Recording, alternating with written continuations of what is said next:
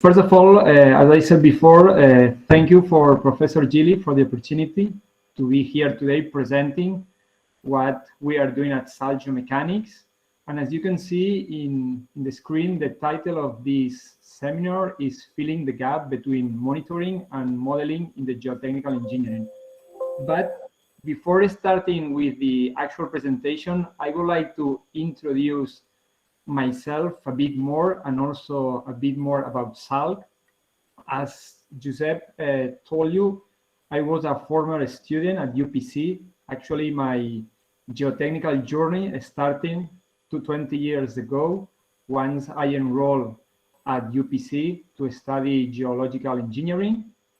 Then, after finishing my degree in 2007, I started my PhD with Professor Antonio Jens and Professor Ledesma, working in geotechnical back analysis. I spent around 8 years and a half doing my PhD, but at the same time, during that period, I also had the opportunity to be involved in real construction projects as a consultant in the university. And also I had the opportunity to be visiting other universities like the California Institute of Technology in Pasadena in the States. And then after finishing my PhD, I set up SAALG with Ignacia Ligué, which is the other co-founder of the company. And since 2016, SAALG has been involved in multiple projects around the world, working with asset owners, general contractors, and designers. Because of the nature of the company, we are trying to introduce innovation into construction, which is a extremely difficult field for innovation because of the risk aversion of this industry. We enter into the financial investment space.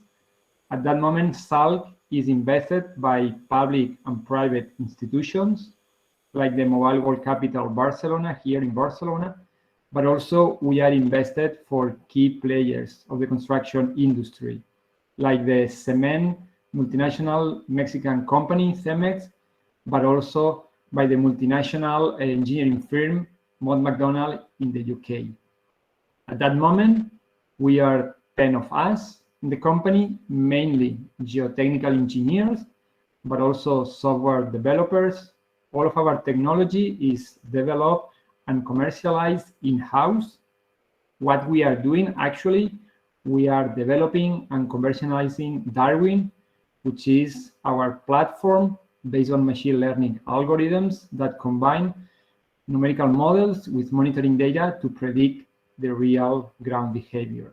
With Darwin, we calibrate automatically Plaxis models to validate the design, detect instabilities in advance, and finally, and most important, opening the opportunity to optimize the design and the construction procedure during the actual construction.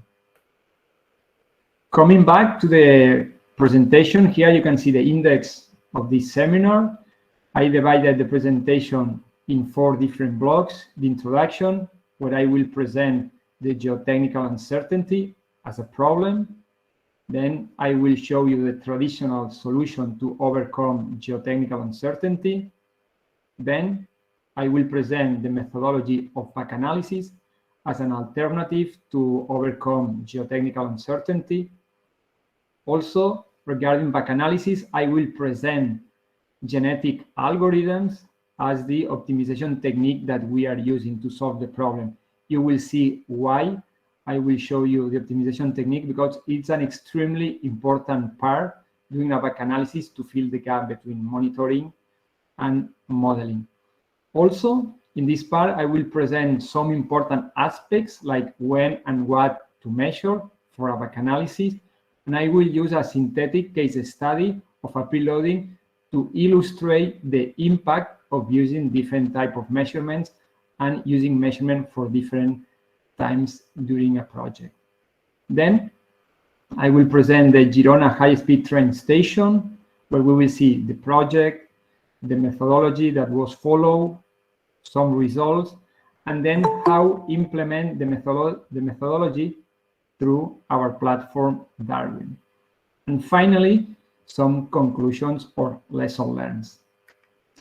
Well, the reality is nowadays the construction industry is capable of building almost everything that you can imagine, like metro lines, cities in the middle of the desert, and even artificial islands in the middle of the ocean. However, many of those big infrastructure projects or are losing money or we are paying too much for them, both financially but also environmentally. And part of the reason of that is because of geotechnical uncertainty. Many times, and especially during design, we don't really know how the ground is going to behave. And that's making that many of our projects are over-designed. We are using more concrete, more steel, but also that during construction and maintenance, we suffer unforeseen events causing delays, malfunctioning, and in the worst case scenario, even the failure of our project. Currently, the industry is tackling the problem by three different approaches. The first one, by increasing ground investigation during pre-design.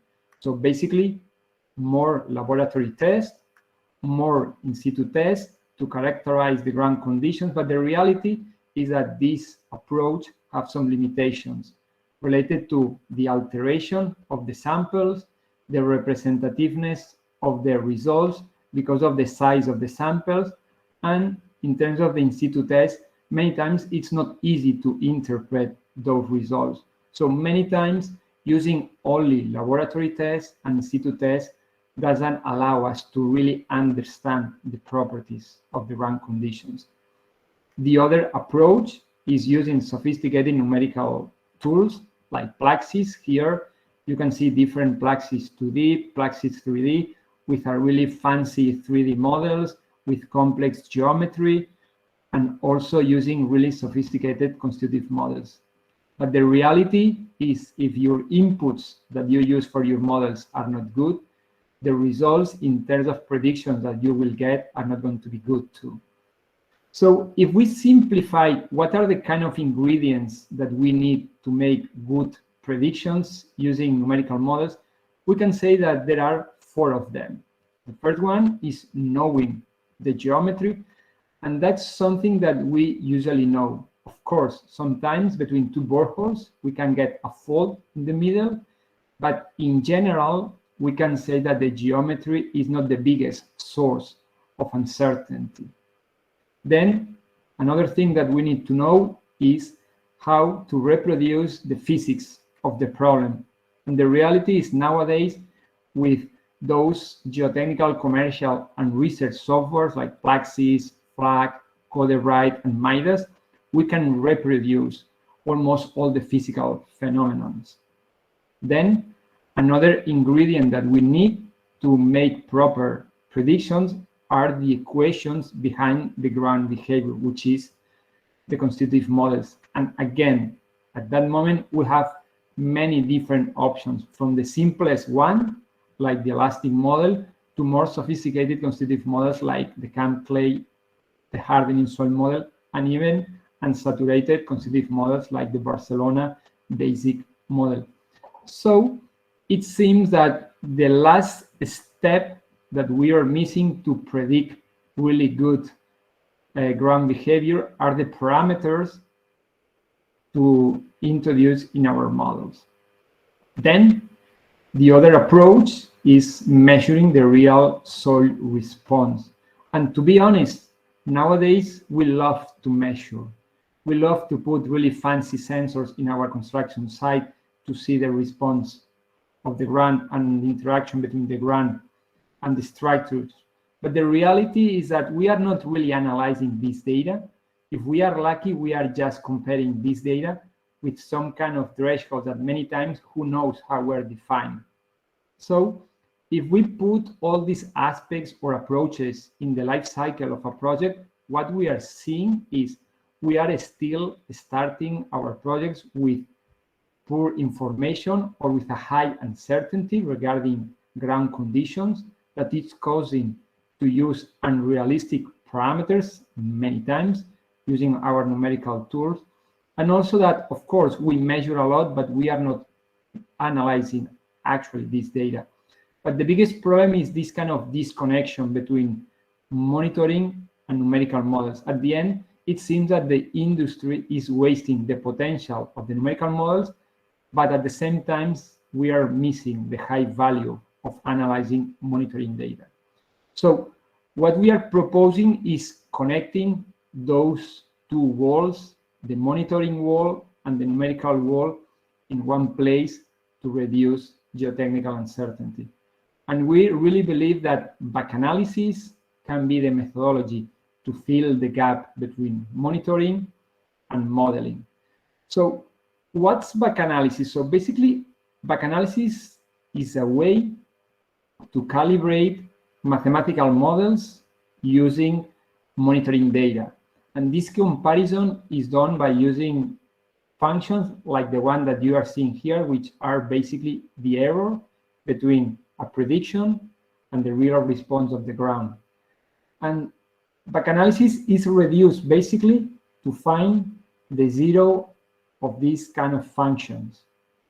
So as you can see, it's extremely important the methodology that you use to obtain the zero of this function. That's why I wanted to talk about genetic algorithms as a technology to get the zero of this function. So genetic algorithms are a type of optimization technique which is based on the mechanism of natural evolution. So basically the concept is best individuals survive, reproduce, and create better generations. In terms of numerical modeling, what I'm saying is every individual is a Plaxis model with different parameter values. We evaluate those models with the monitoring data. We recombine some of the parameters until our model reproduces what we are getting from the monitoring data. Now, with some animations, you will see what I'm talking about. So imagine that we want to calibrate or characterize two parameters, parameter P1 and parameter P2, that can be the stiffness of the ground and the cohesion. The first thing that you have to do when using genetic algorithms are defining the search space, which are all the combinations that for you can be solution of the problem. So you need to define a minimum, a maximum, an incremental value. So every black point that you are seeing here is a Plaxis model. So the first thing is selecting your initial population, which is randomly generated. In this case, genetic algorithms work with binary language. So the string of zeros and ones in red represent one specific value of parameter P1, and the string of zeros and ones in green represented one particular value of P2. So once we generate the first population, we evaluate the fitness, which is the error between the prediction and the monitoring data. And then based on the error, we select the best individual, which is the Plaxis model with a lower error between them and the monitoring data. Then to reproduce the new individuals, we apply the operator crossover, which is basically cutting in two pieces the chromosomes of the individuals. And then we apply the operator of mutation, which is basically changing one of the ones or zeros. And then create a new population, which are different Plaxis models with different parameter values.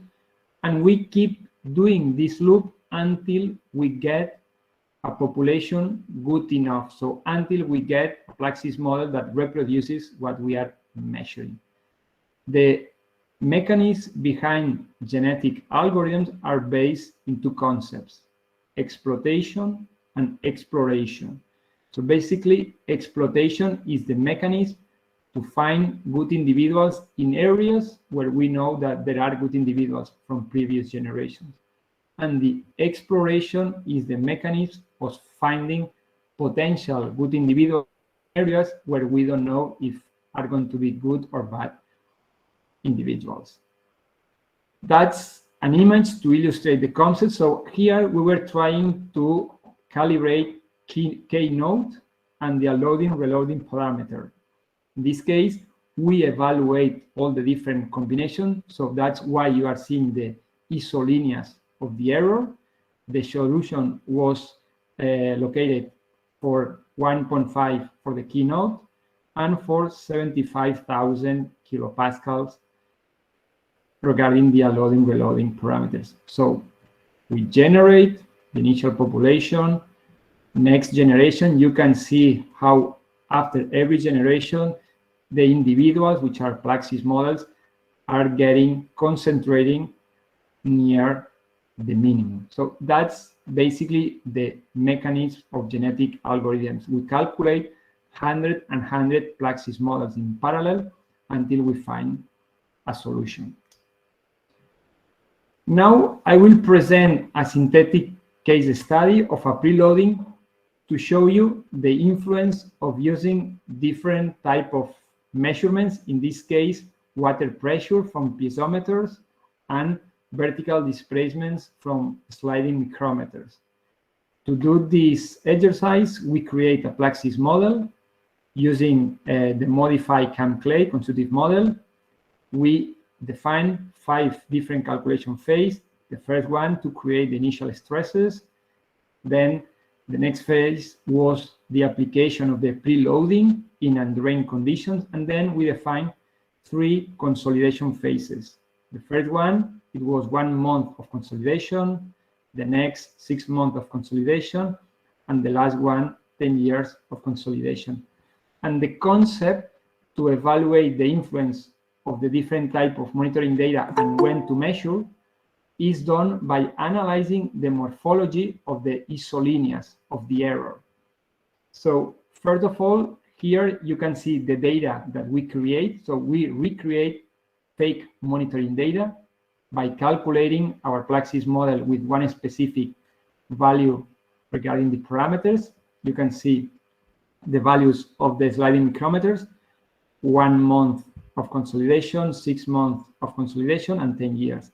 And the same for the 3 piezometers that we recreate in our Plaxis model. So here you can see the error function that we use. There are 2 different parts of the error because we use displacements and water pressure. And here in the right side, you can see what we were trying to calibrate, which was the permeability and the isotropic compression index. And every black dot was a possible solution, which was a specific Plaxis model. So here you can see on the left the morphology of the error using only displacements after 1 month of consolidation, and on the right the morphology of the error using only water pressure after 1 month. And as you can see on the left, the minimum is extremely localized with a specific value, whereas using only water pressure is showing that different combinations of lambda and permeability give you the same error. So it's showing you that you cannot calibrate lambda and permeability using only water pressure. Something similar happened when using monitoring data 6 months after consolidation. We can see a clear minimum on the left because displacements allow us to calibrate lambda and permeability, and with water pressure we have the same problem. If we do the same for after 10 years of consolidation, something different happened on the left. So you can see that for high values of permeability, once you dissipate all the excess water pressure, the model is not sensible regarding permeability because it's not generating more dissipation. And for water pressure, you can see the same banana shape, that different combination of parameters give you the same error. And finally, if we combine displacements, water pressure, and different time of measurements, you can see a clear solution of the problem. So from here, what we learn is in preloading problems, we cannot calibrate stiffness and permeability by just using water pressure information. We need to combine or at least use displacements. Well, now I will present the Girona high-speed train station project. So for the ones that don't know what is Girona, Girona is a city located 80 kilometers north of Barcelona with a population near 100,000 people. Here you can see the typical images of Girona, the river with the buildings, and then the cathedral. The project was a big underground excavation in the middle of Girona, surrounded by different infrastructures like a railway bridge, as well as buildings. We had also a historical building called La Farinera. So displacements was something to be aware of. Here you can see the geometry of the station. It was 600 meters long, 55 meters wide, and 25 meters deep underwater conditions. The excavation sequence was a top bottom, where we first excavate the central part and then the lateral parts. Here in this image, you are seeing the most critical excavation phase, which was the last one in the lateral part. And based on the results from our Plaxis models, we decided to excavate in 12-meter advances based on the displacements that we get from our original designs. After some results, I will show you an alternative if we would have done a back analysis during the excavation of this project. Here there are more images. On the left, you can see the interior corridor with module of diaphragm walls, piles. Here on the left, you can see the central excavation. In the right, you can see the tunnel coming from Barcelona to the French border with a TBM machine. Here on the left, you are seeing the invert of the central part of the station. And on the right, you can see the invert of one of the laterals of the station. That was the excavation completely, and that's how the station looks like at that moment. So what we did here first was analyzing the in situ test and the laboratory test to characterize the ground properties that were used in our Plaxis model. So what we did, we create a Plaxis 2D and a Plaxis 3D with the information from laboratory tests and in situ tests, which is something quite normal that you do when you are designing with Plaxis. And as you can see here, based on those hypotheses and our models, we were expecting displacements higher than 40 millimeters. And because of that magnitude of displacement, it was decided to excavate the last part of the excavation, the laterals, with 12-meter advances. And all of that was decided because of our Plaxis model with the original parameters. And what we got at the end from the inclinometers were displacements lower than 20. And that's something quite common. Usually because the high geotechnical uncertainty, you need to apply your safety factors, and then you need to assume that things can be better, but you don't have time to change anything. But here, someone can decide, okay, I'm happy with that. I know that I was a bit over conservative, but I don't want to change anything. Or actually, to do that in the first excavation phases, compare your monitoring data with your prediction, and if they doesn't match, to calibrate your models using the back analysis methodology. And that was what we did after getting all the monitoring data. So here, what we did was try to calibrate the stiffness of the materials that we had there. And we did that by combining our Plaxis 2D model, one of the inclinometers that were embedded in the diaphragm wall. And in this case, we use adaptive genetic algorithms, and based on the number of parameters and the minimum and maximum expected value, we create around 40,000 possible combinations.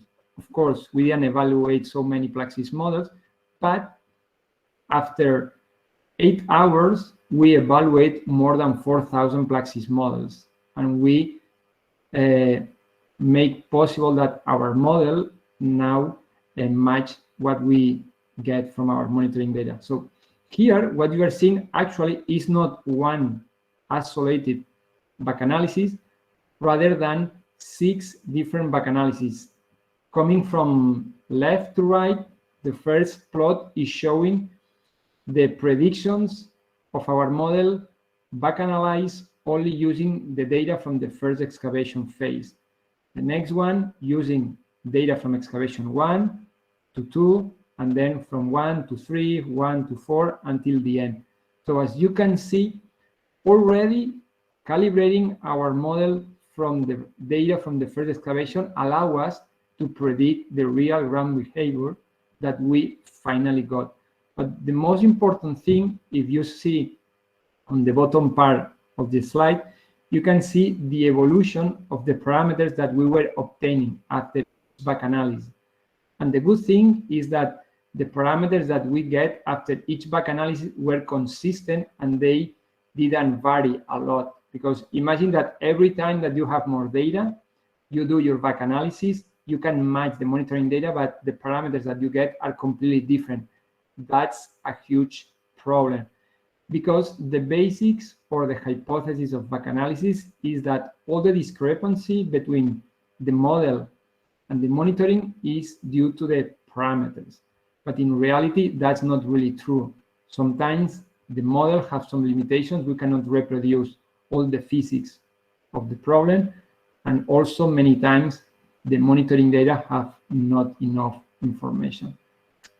So what we get from our calibration was that the ground was 4 to 5 times higher than what we expect in design.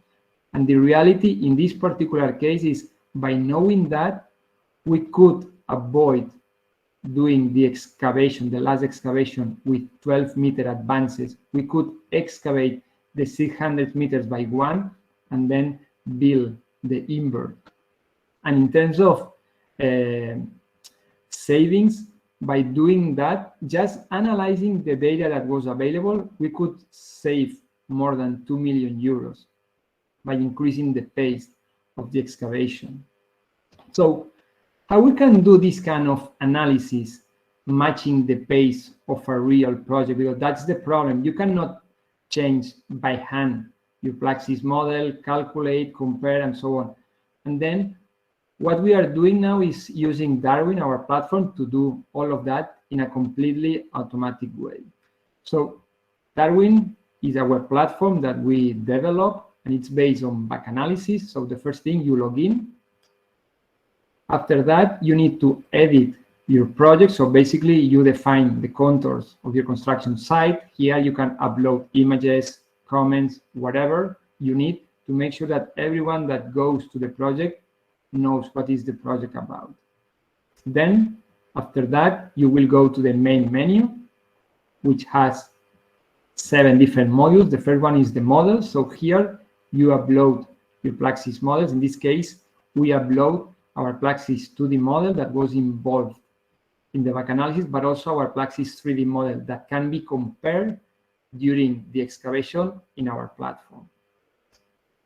After that, we define the instruments that were installed in the site. So basically, we define conventional topography, piezometers, inclinometers, even though we finally only use the inclinometer for the back analysis. But you can define all the instruments here and compare in real time the instruments with the monitoring data. So once you define the instruments, you will see, like in a standard monitoring platform, all the sensors with different colors depending on the status of the sensor and so on.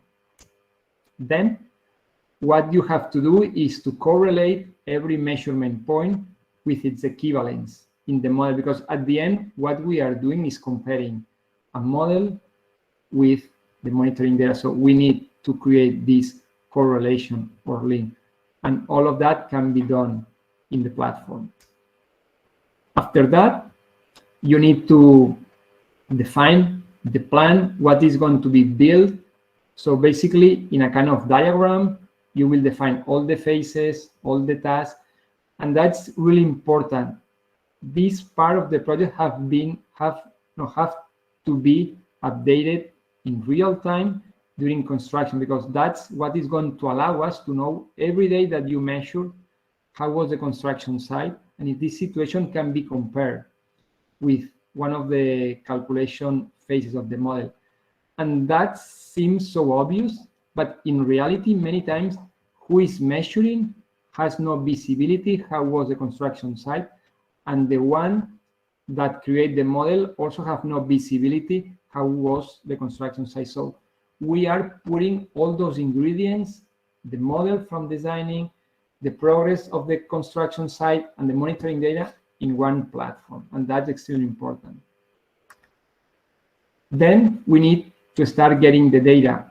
We can get the data by exchanging Excel spreadsheets, or if all the information is stored in a server, we can connect our platform with the server and get all the information. So at the end, you will see every instrument, every day that you get measurements, how was the construction, and actually you can plot the data from the sensors here. So the good thing is, at that point, when you have the data, your models, and your plan, you can go to results from design, and you can start comparing in real time your predictions with the monitoring data that you are getting from your sensors. And as I presented before, here you can see that we were expecting displacements higher than 40 millimeters, and we got displacements lower than 20. And in this case, we decided to calibrate the model. How we do that in Darwin? So we go to the run module.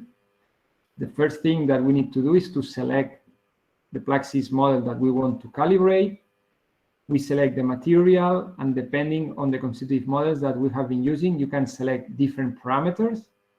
Once you select one parameter, you define the minimum, the maximum, and the incremental value. You can select as many parameters as you want. That's something the geotechnical engineer have to decide. That's not a black box where you put a model, data, and you get your results. That's a tool for geotechnical engineers to be used. So here you decided what are the more influential parameters, and those are the ones that you want to calibrate. So first, you select the parameters that you want to calibrate, and then you need to select what type of data you want to use for the back analysis. You can use all the sensors that have been linked to this particular model, or just can use some specific measurement points because you know has higher quality or whatever. Again, that's a call for the geotechnical engineer. And then, of course, you can play with the optimization algorithm. So here you can adapt the optimization algorithm to make it faster, more robust, depending on the project. And then, after defining the parameters, the measurement, and the algorithms, you click Run, and then we start opening virtual machines in Amazon, evaluating in parallel 100 Plaxis models until we get our calibrated numerical model. And at the end, you can see in Darwin, for every different model phases can be compared with the monitoring data, as you can see here. And a part of this kind of results, you can get a table with the original parameters, the optimized parameters, and some statistical parameters to understand the quality of the results. So to conclude, some conclusions or ideas. The first one is not connecting numerical models with monitoring data is wasting the potential of both sources of geotechnical knowledge. We really envision that by enriching the models with monitoring data, we are increasing the potential of those tools to reproduce better the real ground behavior. And to be honest, we really think that using the back analysis methodology is one of the good techniques to really connect both worlds and fill the gap between them. But also, we need to be aware that the limitations of numerical models and monitoring data. So if you put bad ingredients in your pot, you will get bad results. So if the model doesn't reproduce the reality, or your monitoring data have not enough data, what you are going to get are bad results. Of course, you can use the genetic algorithms and you will get something with a lower error, but the quality will not be good. And another thing is, in order to really impact an ongoing project, you need to match the pace between the construction and the back analysis. And we really believe that an automatic back analysis tool is required to really impact an ongoing project. And to be honest, we really think that Darwin can change that. So thank you very much. That was my idea of today, presenting how by combining monitoring data and modeling, we can reduce geotechnical uncertainty and do better engineering. So thank you very much.